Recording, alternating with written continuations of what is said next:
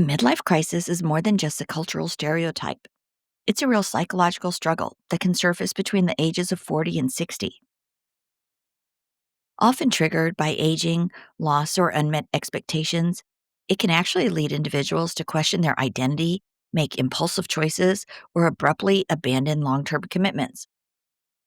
While not officially classified yet as a mental illness, the emotional and relational fallout is very real, especially for the spouses and families left behind. This podcast gives voice to those living through the aftermath, exposing the hidden pain, and seeking accountability, healing, and understanding.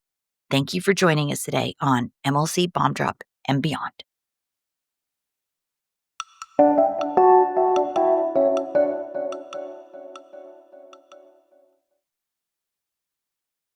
Hello, Bomb Squad. Today is Father's Day. For some of you, that's a joyful day filled with barbecues, grandchildren, cards, and celebration. For others, Father's Day is painful. Some of you have lost your fathers. Some of you never had the father you deserved. Some of you are watching the father of your children disappear into a midlife crisis, affair, addiction, or complete personality transformation. So today, on our annual Father's Day episode, I want to talk about dads. The ones who stayed, the ones who left, and the ones who are trying to find their way back.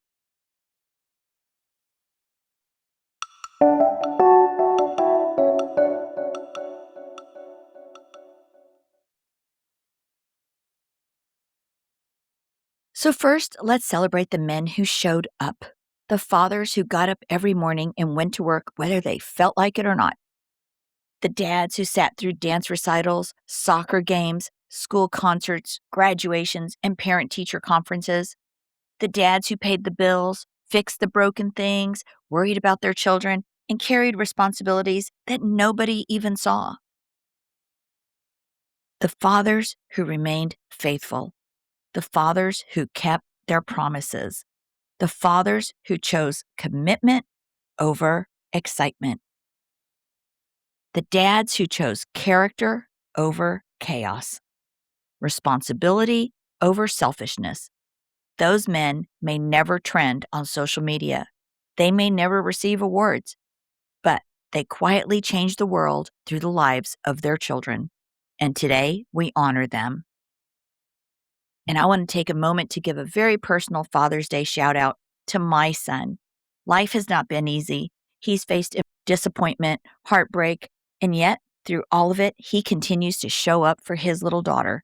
He loves her so much, protects her, prioritizes her. He is present, engaged in her life, devoted, and that's what fatherhood is. Not perfection, but presence. Not having all the answers, but showing up anyway. Being a father isn't measured by how much money you have. It's measured by how much of yourself you're willing to give. And to my son, I'm incredibly proud of the father you've become. Your daughter is so lucky to have you.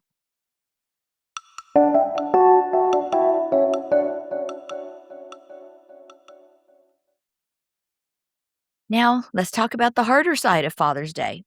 The dads who walked away. The dads who abandoned their families in pursuit of a new life. The fathers who convinced themselves that everyone else was the problem. The fathers who rewrote history to justify choices that they never imagined making. The dads who left a trail of confusion and devastation behind them. And you know what? Children remember. They remember who showed up. They remember who disappeared. They remember who made them feel safe. And they remember who chose themselves. Many dads in crisis tell themselves that they deserve to be happy. They need to find themselves. They've sacrificed enough and now it's their time. But you guys, children do not experience abandonment as your journey of self-discovery. They experience it as rejection.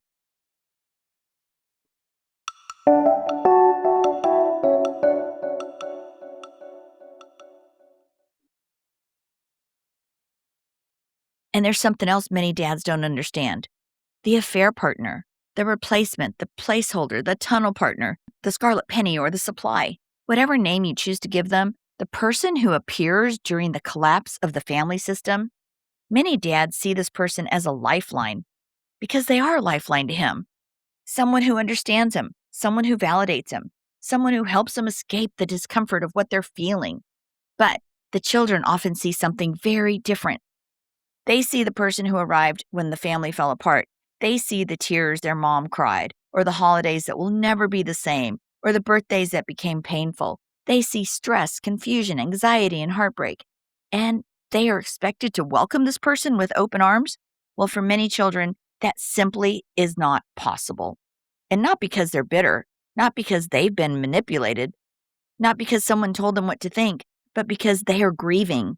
They're grieving the family that they lost. One of the biggest mistakes some dads make is assuming that if their children dislike the affair partner, someone must have poisoned the well. Maybe the ex-wife, maybe their family, maybe the friends.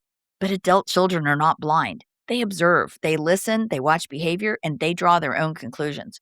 Many children don't reject the affair partner because someone told them to. They reject what the affair partner represents. For some children, that wound lasts a lifetime because every time they look at that relationship, they see the destruction that came from it. And here's a truth many people don't want to hear. You may see your soulmate, your children may see collateral damage. You may see a beautiful beginning, but your children see a devastating ending. You may see hope, your children see betrayal. Those realities can exist at the same time. Because if you're listening and you're deep in a midlife crisis right now, I want to ask you a question. What if the people who loved you most were never the enemy? What if the spouse you blamed, she really wasn't the problem? What if the children you pulled away from were simply trying to hold on to the person that they used to know? What if your family wasn't standing in the way of your happiness? What if they were trying to save you from destroying it? Yeah, well, I want to talk to those dads, the dads who have awakened, the fathers who recognize that they have hurt people, the fathers willing to face uncomfortable truths and no longer be cowards, the fathers who are trying to rebuild relationships with their children. There is still hope to rebuild relationships, but healing begins with accountability, not blame, not excuses, not rewriting history, and certainly not pretending that the damage didn't happen. If you're a real man, a real father and husband, you need to take accountability. Children don't need perfection. They need honesty. They need consistency, safety, and they need you. So today, we honor the fathers who stayed, the fathers who kept showing up when life got hard, the fathers who put family before fantasy, the fathers who chose courage over cowardly escape, the fathers who protected what they built, the grandfathers who stepped in when others stepped out, the single fathers carrying enormous burdens, the stepfathers who chose to love children that weren't biologically theirs, the men who understand that fatherhood is not a title.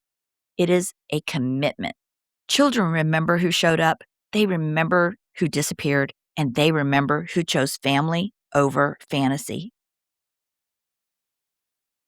So happy Father's Day to the dads who stayed.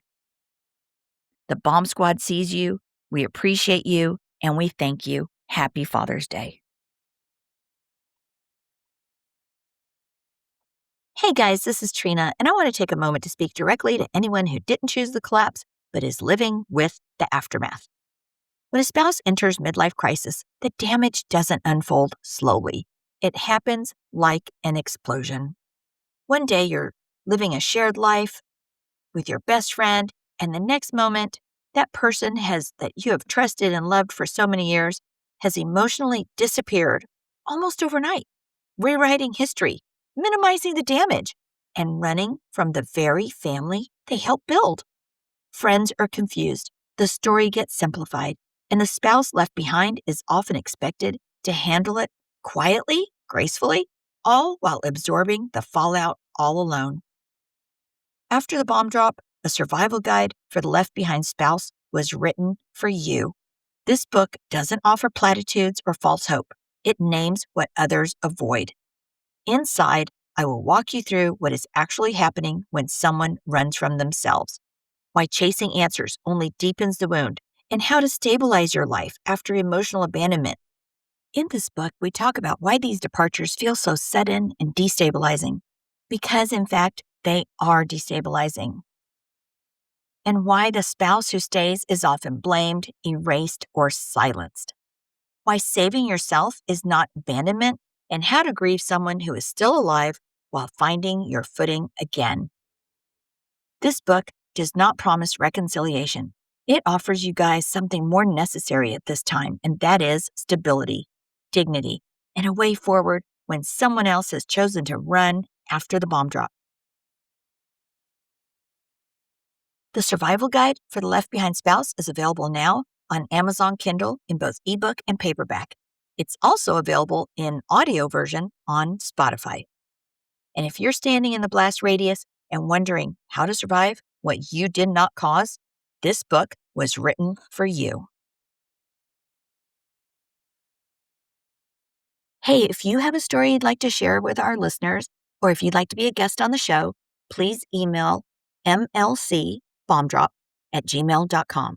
Again, that's mlcbombdrop@gmail.com. All right. Thanks for listening. We'll see you soon. The stories and events discussed in this podcast are for informational and entertainment purposes only and should not be considered legal, medical, or professional advice. Any names, locations, or identifying details have been changed to protect privacy. Any similarities to actual persons, living or dead, or real events are purely coincidental. The information presented on this podcast is for informational purposes only and should not be considered as professional advice. Always consult with a qualified expert regarding any decisions related to your specific situation. The views expressed by guests are their own and do not necessarily reflect the opinions of the host or the podcast creators.